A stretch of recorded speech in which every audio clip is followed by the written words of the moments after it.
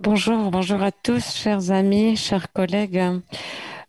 C'est un honneur pour tous que nous soyons tous ici. Je voudrais vous dire que vous pouvez participer par Twitter sur le compte du secrétariat de l'UPM. Je vais présenter différentes interventions et après cela, nous aurons un espace pour la question et les réponses. Je suis très honorée de présider cette table ronde. Je représente l'Association arabe des femmes arabes et nous faisons partie de la Fédération internationale de la protection de la nature. C'est un honneur de faire partie de cette conférence de haut niveau à l'occasion du 25e anniversaire du processus de Barcelone pour la coopération et le dialogue entre différents pays et différentes villes de la Méditerranée. Et je suis également très contente de représenter, d'avoir parmi nous tellement de représentants nationaux et régionaux.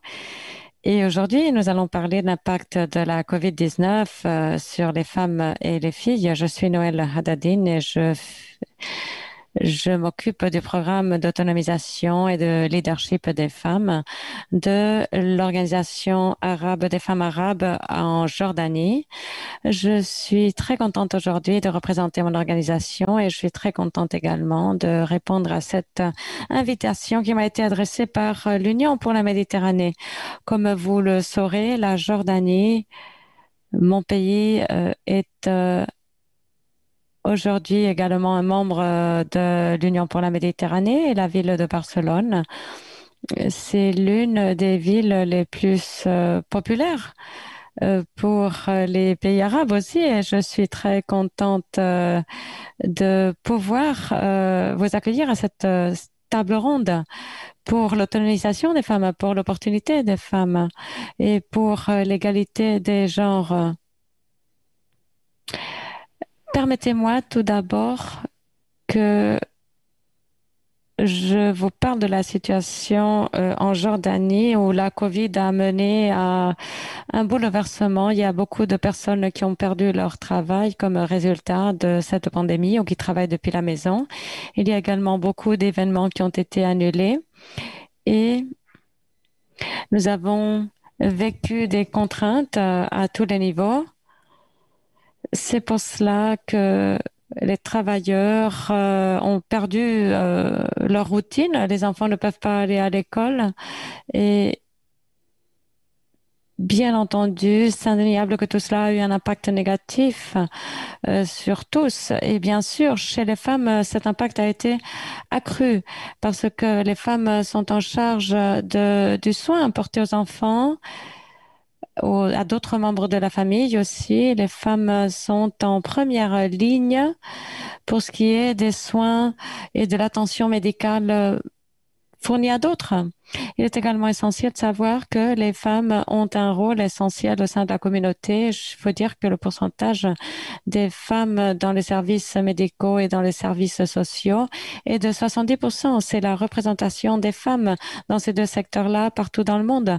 Et nous avons vu cette pression subie par les femmes aussi avec les tâches ménagères, avec le soin des enfants, avec la fermeture des écoles.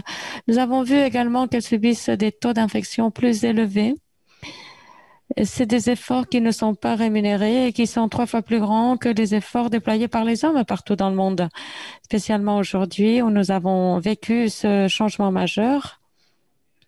Aussi, les femmes ont aujourd'hui des responsabilités additionnelles sur leurs épaules. Il faut qu'elles s'occupent des enfants qui ne peuvent pas aller à l'école. Il faut qu'elles s'occupent de leurs devoirs, de tâches ménagères. Les femmes, les familles et les enfants sont aujourd'hui plus vulnérables que jamais à la violence. Il n'y a pas tous les ménages qui soient sûrs. Et nous sommes désolés, nous avons une petite interférence avec un micro qui est activé. Nous avons vu de plus en plus de cas de violence et Je souhaiterais aussi dire que voilà, que les femmes reçoivent l'impact le plus fort de la COVID-19. Et les femmes sont plus représentées, sont plus nombreuses dans des secteurs de travail qui ne sont pas sûrs. Ce qui veut dire que voilà, les femmes sont en charge de travailler, de procurer le bien-être à la famille, de s'occuper de la famille. Et il y a beaucoup de politiques pour la COVID-19 qui ont échoué à construire un environnement de paix et de prospérité pour ces femmes. Et nous avons beaucoup d'expérience aussi pour arriver à cette récupération économique et sociale. En Jordanie, en plus, nous subissons de plein fouet les effets de la crise des réfugiés provenant de la Syrie. Nous avons cet impact humanitaire additionnel, ce qui rajoute de la pression et des menaces. Et il y a aussi le flux d'aide humanitaire qui a été interrompu. Nous vivons également cet impact de plus en plus fort de la violence domestique auprès des femmes. Il n'y a pas eu de mesures de protection sociale fournies pour le travail dans le secteur formel et informel. Dans le secteur informel, les femmes représentent 48%. Et en nous basant sur ces efforts, je souhaite présenter ces recommandations comme des solutions possibles. Nous voulons faire appel aux différents gouvernements à prendre des actions urgentes de façon immédiate pour pallier la discrimination contre les femmes. Il est essentiel d'intégrer le rôle essentiel des femmes et de gérer cette crise actuelle et de fournir une assistance urgente aux femmes, quel que soit leur âge. Il faut également garantir des mesures de protection sociale et de services sociaux.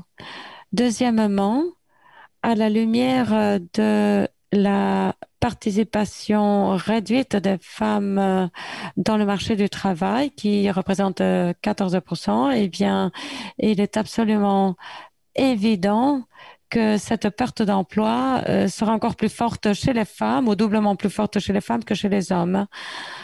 Et voilà, ces secteurs sont les plus vulnérables à la perte d'emploi. Troisièmement, les réfugiés recevront l'impact du manque de services médicaux et de mesures de protection sociale. Et comme résultat, ces catégories vont recevoir l'impact de plein fouet. C'est pour cela que nous avons besoin de mesures urgentes pour aider ces catégories marginalisées. Il y a le rôle essentiel joué par les organisations féministes quand il s'agit de fournir de l'assistance aux femmes. C'est essentiel de soutenir ces organisations, ces entités. Et il faut également tenter d'alléger la pression qu'elles subissent. Maintenant, je vais présenter mes chers collègues et amis qui font partie de cet événement. Nous aurons parmi nous des femmes occupant des rôles politiques, des positions politiques et aussi ayant des responsabilités au niveau régional. C'est une opportunité pour nous toutes de partager nos expériences. Chers collègues, les intervenantes que nous avons invitées vont tenter de vous illustrer, de vous montrer comment les secteurs représentés ont pris des décisions afin de parvenir aux objectifs d'égalité de genre. Je vais maintenant passer la parole aux intervenantes. Et je souhaite vous inviter aussi à participer, à penser aux défis et aux objectifs que nous avons. Je voudrais également vous demander de nous fournir des recommandations ou des solutions pour faire face à ces défis. Je voudrais faire mention aussi du fait que chaque intervenant aura 6 minutes pour s'exprimer. Je vous demande de tenter de répondre à la question suivante dans votre intervention. Comment l'égalité de genre peut aider au développement durable des villes et des régions? Après avoir répondu à cette question, je souhaite également vous encourager à encourager tous les participants à vous présenter, à dire quel est votre rôle et la position que vous couvrez.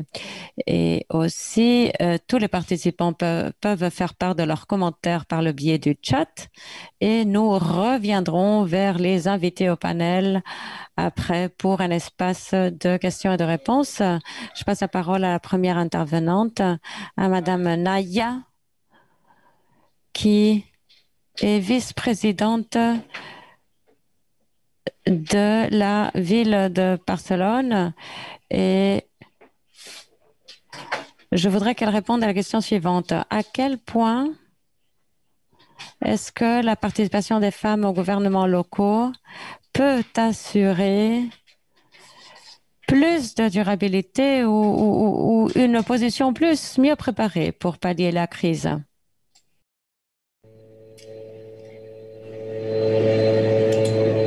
Bonjour, c'est un plaisir. Laissez-moi commencer par là. C'est vraiment un plaisir d'être ici aujourd'hui dans ce panel de femmes qui vise à se concentrer sur la situation et le potentiel des femmes méditerranéennes et aux nombreux défis auxquels nos régions doivent faire face. Mais d'abord, la question était de nous présenter. Alors moi, je suis adjointe à la mairie, responsable de l'agenda 2030 et aussi de relations internationales et de la transition numérique. Parmi d'autres choses. Mais en tout cas, là, c'est avec ces responsabilités que je suis là. Pour entrer dans la question que vous nous posez, laissez-moi dire ce qui est déjà connu par toutes. Nous traversons une période difficile, très difficile. La pandémie a mis en évidence tout un système qui est incapable d'effacer les inégalités structurelles et continuer à les reproduire. Un système qui exploite la planète et agit comme si la ressource était infinie. Un système qui fait passer les intérêts privés avant la protection des droits. Un système, en fait, qui ne reconnaît pas l'importance de l'économie des soins non rémunérés, assumé notamment par les femmes et qui est essentiel pour maintenir la vie dans nos communautés. La transformation de ces modèles est urgente et inévitable. Nous devons nous attaquer aux inégalités fondamentales qui sous-tendent notre système de soins. Ici, je fais référence aux soins au sens le plus large du terme. Les mesures de confinement ont placé les services essentiels au premier plan de la crise sanitaire. Des infirmières aux caissières de supermarchés, des médecins aux travailleurs sociaux, il a été mis en évidence à quel point ils sont indispensables pour le bien-être de nos sociétés. Et en revanche, ils sont souvent sous-estimés sur le plan social et économique. Et si nous regardons qui sont ces travailleurs essentiels, nous verrons qu'il s'agit surtout des femmes. Une ville qui prend soin de ses citoyens sera forcément une ville féministe. Laissez-moi le dire si clairement. Le temps est arrivé de placer un cadre d'égalité au cœur de la planification urbaine, des services municipaux et de la législation. Environ d'une femme sur 5 dans le monde a subi des violences au cours de l'année dernière. La pandémie a aggravé cette réalité pour un grand nombre de femmes. Il est essentiel de mettre en place des réponses à la violence sexiste pour protéger les femmes du monde entier et garantir leur accès aux services de base. Mais ce n'est pas tout. Nous devons revaloriser le travail des soins souvent sous-payés ou non rémunérés sur le plan social ainsi que sur le plan économique. Ces soins ne constituent pas seulement un filet de sécurité indispensable, mais aussi une contribution essentielle à notre économie. Nous devons planifier nos villes de façon qu'elles fonctionnent pour tous les groupes sociaux et pas seulement pour les hommes blancs de classe moyenne. Laissez-moi le dire aussi clairement. Nous devons aussi travailler finalement pour aboutir à un modèle de production, de consommation et des soins qui place les personnes au centre et les services publics au premier plan. Enfin, il est essentiel de prendre des mesures décisives pour renforcer l'autonomie des femmes et des jeunes filles dans les villes de la Méditerranée et de mettre en place des modèles de gouvernance qui favorisent le leadership des femmes dans tous les secteurs de la société, du gouvernement au secteur technologique. C'est un défi que nous plaçons également dans un contexte si complexe comme c'est la Méditerranée, une zone géographique qui souffre des grandes inégalités structurelles. En fait, c'est l'une des frontières nord-sud les plus inégales du monde, avec un impact particulièrement intense sur le changement climatique. On calcule qu'il est 20% plus élevé que dans le reste de la planète. Et en même temps, une zone qui combine des tensions géopolitiques qui déstabilisent la région de façon permanente. En 1995, il y a 25 années aujourd'hui, le processus de Barcelone a été lancé pour atteindre l'objectif de créer un espace de paix, de prospérité partagée et de dialogue dans la Méditerranée. Aujourd'hui, la situation n'est plus la même. Les conflits se sont aggravés. La mer que nous tous partageons est la scène d'une crise des droits humains de longue durée. La féminisation de la politique, comme je l'ai dit, sera la clé pour s'attaquer aux inégalités et aux conflits sous-jacents. À cet égard, l'Assemblée régionale et locale euro-méditerranéenne, l'ARLEM, dont je suis membre et qui représente la voix territoriale au sein de l'Union pour la Méditerranée, a déjà fourni des recommandations claires aux États membres. L'ARLEM a permis aux villes et aux régions euro-méditerranéennes d'exprimer leur position favorable à des quotas sur la base du sexe, à des programmes de mentoring politique et au financement des femmes candidates. Mais afin d'accroître le nombre de femmes en politique, nous devons d'abord avoir un aperçu exhaustif de la situation des femmes dans la région. On manque de données fiables et régulièrement mises à jour sur l'égalité des genres. On a besoin de données ventilées selon le sexe dans les pays du sud et de l'est de la Méditerranée. C'est pourquoi nous nous félicitons du lancement du mécanisme de suivi ministériel institutionnel de l'UPM et de ses indicateurs adoptés cette année par les États membres de l'UPM qui permettront de suivre et de mesurer pour les années à venir les progrès de l'égalité des sexes dans la région et fourniront de recommandations axées sur les politiques et les actions. 12 ans après sa fondation, l'Union pour la Méditerranée est toujours le meilleur cadre pour les relations multiniveaux qu'on a dans la région. Il faut qu'on l'utilise pour analyser la situation, mais aussi pour trouver des solutions partagées dans la région. Depuis des années, les villes de la rive nord et sud travaillent ensemble dans de nombreux projets de coopération et d'échange. De nombreuses villes du sud de l'Europe se sont proposées comme des ports sûrs. Les villes et le monde local peuvent être des bons alliés pour trouver des solutions et s'associer à la coopération et au travail multilatéral. Et je pense qu'on peut le dire aussi, nous avons une feuille de route finalement commune, l'agenda 2030. Et depuis Barcelone, nous offrons aussi la force du municipalisme pour travailler dans cette direction. Merci.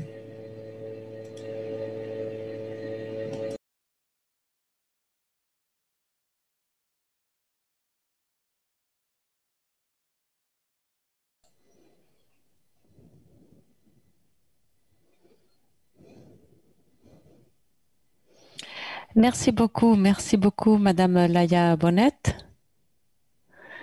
Si on vous demandait de lancer un message aux femmes du monde, quel serait ce message?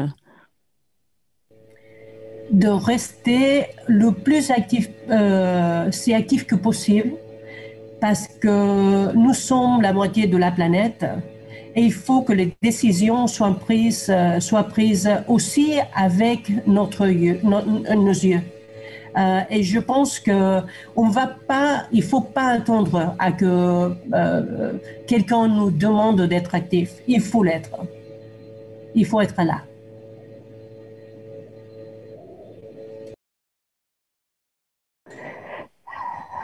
Merci. Et maintenant, nous passerons la parole à Madame Samia, qui est la députée maire, adjoint au maire de Marseille, pardon, et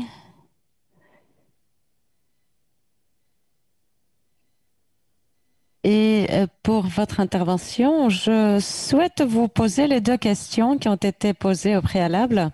Et je voudrais vous rappeler, tout d'abord, comment est-ce que l'égalité de genre peut-elle aider au développement durable des villes et des régions? Et la deuxième question, c'est à quel point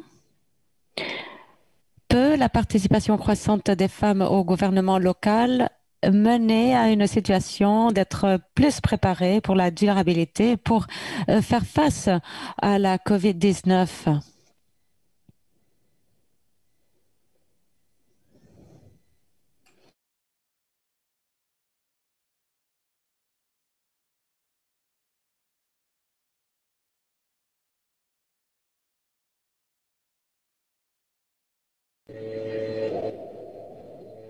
Oui, on t'entend.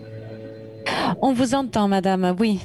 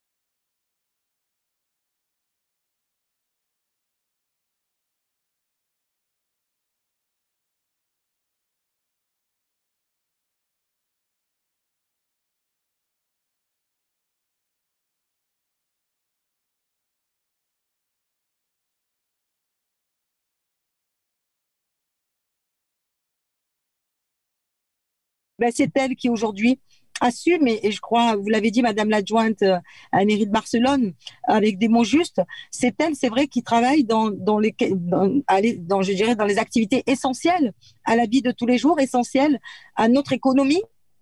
Et on l'a vu, et des fois au péril de leur vie. Et ces femmes-là, ben, elles sont rarement reconnues. L'école, beaucoup de femmes travaillent dans l'éducation nationale, beaucoup travaillent dans les supermarchés, beaucoup travaillent dans les soins infirmiers, beaucoup travaillent dans les aides à domicile. Vous voyez, toutes ces plateformes, tous ces lieux d'activité qui sont essentiels à la vie et à l'économie du pays, à permettre au pays de ne pas complètement sombrer dans des crises qui sont très importantes. Pour autant, ce sont celles qui sont les plus en souffrance aussi, puisque les familles monoparentales, et ça c'est un fléau national, un fléau malheureusement voire international, où de plus en plus de femmes sont obligées d'assumer toutes seules la situation familiale, la situation de leur parcours de vie, l'éducation de leurs enfants dans des conditions pas toujours aussi évidentes, et elles sont malgré tout fortes, et elle continue de l'être sans relâche. Et nous le voyons à Marseille, parce que nous avons malheureusement des lieux de couches de misère, de gens qui vivent en dessous du seuil de pauvreté.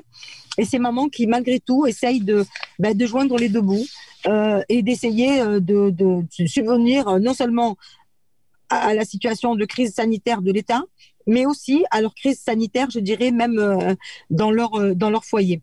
Alors, ce que je peux vous dire, c'est que Marseille, et en ma personne, puisque je représente la maire de Marseille, sachez que nous serons à vos côtés, et nous travaillerons à faire que ces questions elle soit portée le plus haut possible et de voir de quelle façon nous pouvons travailler ensemble. Alors sachez, nous on est nouveaux, on est nouvelles, on va apprendre les choses petit à petit, mais en tout cas il y a la volonté très forte de s'engager là-dessus.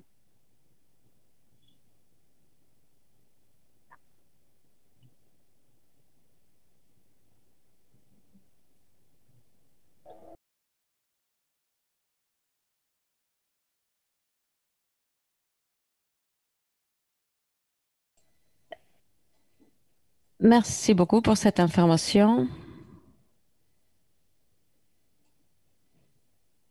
Je donne la parole à Souad Abdelrahim de Tunis. Au-delà de la question que j'ai posée, je vous demande de répondre à la question suivante. Quelles sont les leçons que vous avez apprises dans cette période de temps?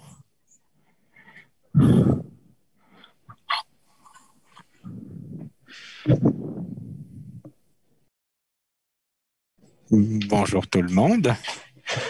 Je suis Saad Abdelrahim. Je travaille au Tunis. C'est un plaisir d'être à cet événement. Laissez-moi commencer en remerciant les organisateurs de cet événement, de nous avoir invités. Je vous remercie de cette initiative qui nous permet de débattre sur l'entrepreneuriat des femmes suite à la pandémie du COVID-19. Comme vous l'avez dit, le monde a beaucoup changé à cause de la pandémie. Nous avons vu une vraie guerre contre ce virus. Nous avons vu que lorsque les hommes sont au front, les femmes sont derrière et se chargent des vies des enfants et des bébés. D'ailleurs, les femmes ont toujours joué des rôles dans les hôpitaux, dans les plants de production. Cependant, une fois que les hommes revenaient du front, les hommes reprenaient le commandement et les positions de rôle revenaient au traditionnel. Cependant, notre guerre aujourd'hui est une guerre différente. D'ailleurs, les femmes sont des acteurs fondamentaux et les femmes sont en train sont en train de supporter cette crise. La question qui se pose, comment cette crise peut supposer un changement d'avenir et si cela peut garantir plus d'égalité de genre dans l'avenir. Est-ce que cela peut représenter une opportunité si l'on compare cela aux guerres précédentes? Laissez-moi partager mon expérience au niveau de la municipalité de Tunis, une expérience que nous avons partagée depuis le début de la crise. Nous avons vu beaucoup d'initiatives de femmes. Nous avons beaucoup d'adjointes au maire qui sont des femmes. Nous avons beaucoup d'initiatives qui ont été mises dans le domaine de la parité afin de fournir des services meilleurs ciblant les femmes. Nous sommes en train de travailler à ces deux niveaux. Dans ma municipalité, nous avons assisté à des femmes qui travaillent, plus de femmes qui travaillent que les hommes. Les femmes sont sur la première ligne de combat, surtout dans ces situations de difficulté. Les femmes sont souvent plus volontaristes et elles ont fait beaucoup plus d'activités et sont présentes dans tous les domaines de travail. Comme vous le savez, j'imagine, malheureusement, si les femmes travaillent plus, on n'est plus critiqué. C'est quelque chose de très répandu. C'est la raison pour laquelle j'aimerais présenter mes respects aux femmes de mon pays qui sont chargées de construire notre nouveau modèle d'État et rendre hommage aux femmes qui ont travaillé après la dictature et qui ont essayé de redorer le blason les valeurs de cette deuxième république de Tunisie, ce qui est une preuve des réussites du printemps arabe. Mais laissez-moi parler aussi des actions qui se mènent à l'échelle municipale. Comme j'imagine, vous le savez, les élections municipales sont fondamentales en Tunisie. Nous avons démontré que nous pouvons enterrer le passé en élissant des femmes pour être à la tête de la municipalité. C'est la première fois dans notre histoire dans laquelle nous assistons au leadership d'une femme qui est maire de la ville de Tunis. Je crois que c'est un indicateur positif sur la confiance faite aux femmes. Dans ce sens, j'aimerais souligner les différents jalons que nous avons franchis en tant que conseil municipal. Premièrement, j'aimerais me concentrer sur le fait que nous avons une égalité horizontale et verticale et nous avons assuré la participation des femmes dans le conseil municipal. Cela nous a permis de garantir de travailler, de lutter contre le COVID-19. Depuis que je suis membre du conseil et depuis que le maire a pris ses fonctions en tant que maire de la capitale, elle a changé beaucoup de stratégies afin d'aboutir une série d'objectifs. Madame le maire a souligné l'importance du travail qui se fait à l'échelle municipale, indépendamment des différences entre les membres. C'est la raison pour laquelle le gouvernement a été divisé entre différents partis. Le maire a été capable de nommer les personnes les plus adéquates. Elle a pu nommer 7 femmes de son propre pays et elle a réparti d'autres fonctions entre d'autres femmes d'autres partis. Il a aussi été essentiel d'avoir les femmes au sein de différentes stratégies. Nous avons 16 comités avec une participation féminine significative. Dans tous ces actes de participation, dans toutes ces commissions, une rotation et l'équité de genre est garantie à tout moment. L'engagement, c'est le comité pour l'égalité de genre et pour mettre l'égalité de genre au sein de la politique. Ce comité a suggéré que le 28 avril devait être déclaré le jour de l'égalité de genre.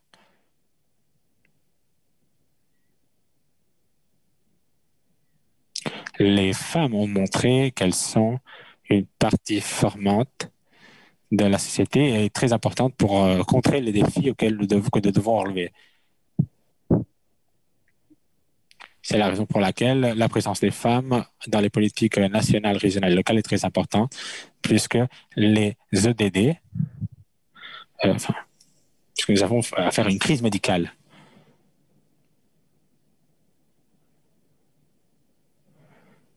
Il y a un problème de son.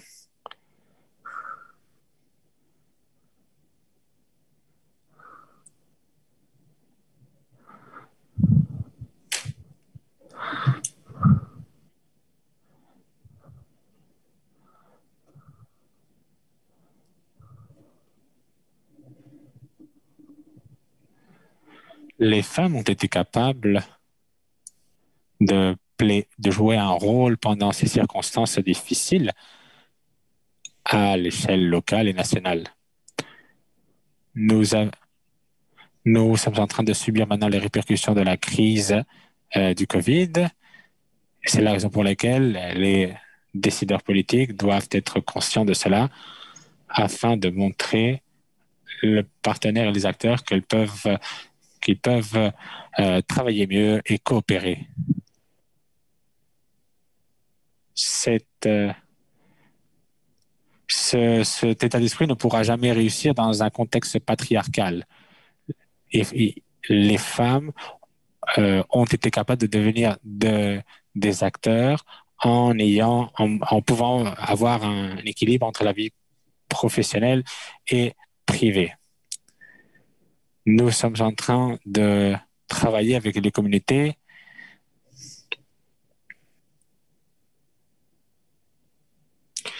pour renforcer la capacité pour tirer des leçons des expériences vécues. Nous avons donc l'importance de la tolérance et du respect pour contrer les problèmes. Nous avons aussi le fait de la lutte contre la violence sexuelle parce que le respect d'autrui est fondamental. Il est donc important de contrer toutes les formes de violence. Comme je l'ai déjà évoqué, un changement n'aura jamais lieu sans la convention et la mise en œuvre des conventions. C'est la raison pour laquelle il faut changer l'état d'esprit sur lequel nous travaillons.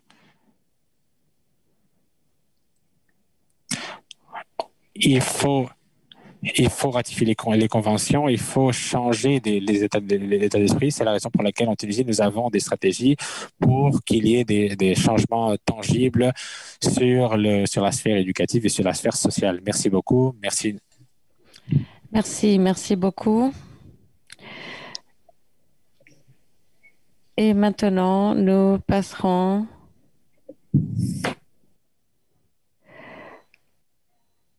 à Madame Elisabeth, ministre des Affaires étrangères. Je souhaiterais que vous répondiez à la question: quelles sont les actions que les gouvernements doivent entreprendre afin de s'assurer de la participation des femmes et du leadership des femmes et de leur participation dans la prise de décision? Je vous remercie, vous avez la parole. Merci. Merci beaucoup. Je souhaite commencer par dire que c'est un plaisir de partager la session avec ces distingués invités. Nous avons besoin d'une révolution pour arriver à notre objectif, et ceci concerne toutes les femmes, quelle que soit la rive de la Méditerranée où elles se trouvent. Prenons un exemple. Seulement 13 à 15% des entreprises au nord et au sud de la Méditerranée sont en charge ou sous la responsabilité de femmes. Elles sont loin de 50% de la population que nous représentons. Et c'est pour cela que le gouvernement de la Catalogne a adopté la stratégie qui inclut l'entrepreneuriat des femmes en Méditerranée. Voilà, c'est juste un exemple de la stratégie qui place la femme au centre de toutes les politiques en tenant compte de la perspective de genre. Et tout ceci transversal à tous les plans.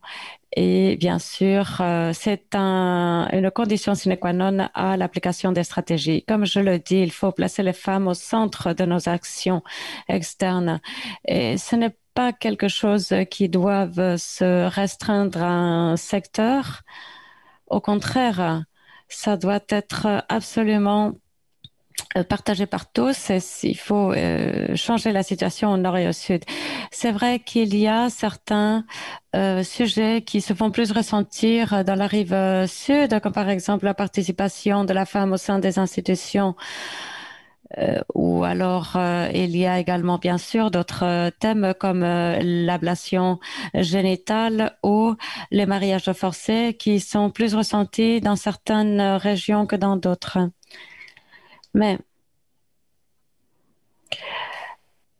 en plus de tous ces défis que les femmes doivent subir, eh bien, il y a des inégalités absolument radicales. Il y a des inégalités par rapport à l'accès à l'emploi. Simplement pour citer certaines des contraintes. En plus, nous assistons à une régression des droits des femmes. Prenons le cas de la Pologne où les femmes ont dû lutter pour conserver leurs droits reproductifs et leurs droits sexuels. Nous avons également tous ces mouvements contre la femme par les mouvements ultra-conservateurs qui ne cessent d'augmenter tous les ans. Même ici en Catalogne où les statistiques nous disent que 2 tiers des femmes subissent ou vont subir de la violence de genre au cours de leur vie. En plus, il y a le populisme de l'extrême droite qui risque d'être en lice et de remporter les prochaines élections. Tout ceci nous a ouvert les yeux et nous a fait voir que nous ne sommes pas toutes seules.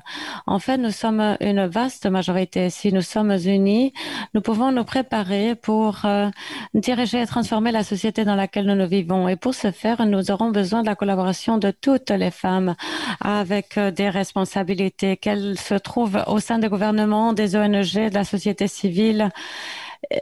Chez nous, en Catalogne, au ministère des Affaires étrangères, nous travaillons avec l'Institut de la femme en Catalogne afin de concevoir et de mettre en place des politiques basées sur l'égalité de genre en Catalogne et de les incorporer et de éventuellement les reproduire ailleurs. Nous soutenons des projets partout en Méditerranée, nous accompagnons des femmes et leurs organisations.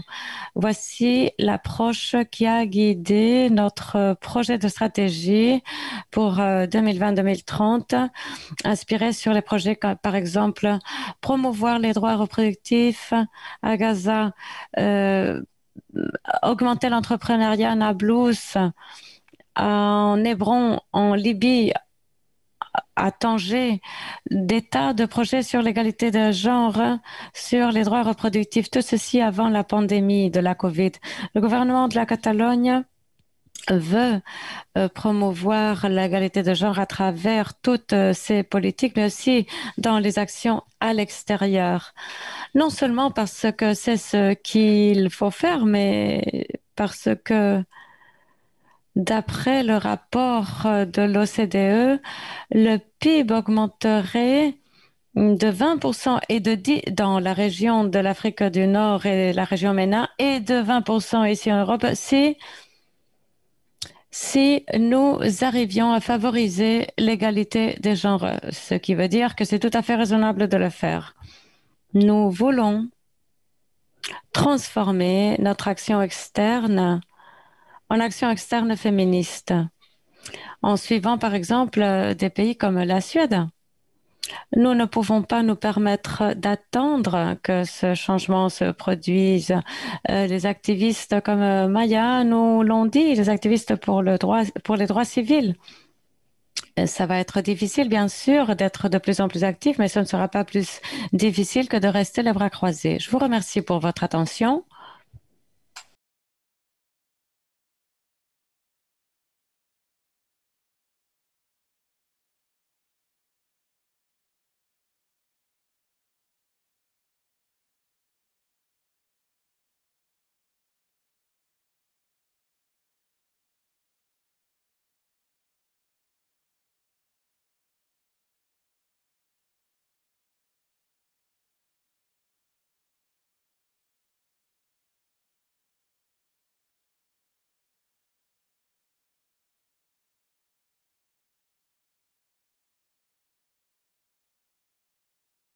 On n'est pas seul, on peut continuer à travailler, aller de l'avant pour surmonter n'importe quel obstacle. Merci à toutes les participantes pour de vos interventions. Et maintenant, j'ai une question pour Madame Elisabeth. Comment les femmes leaders peuvent peuvent lutter contre la violence de genre par le biais de campagnes. Par exemple,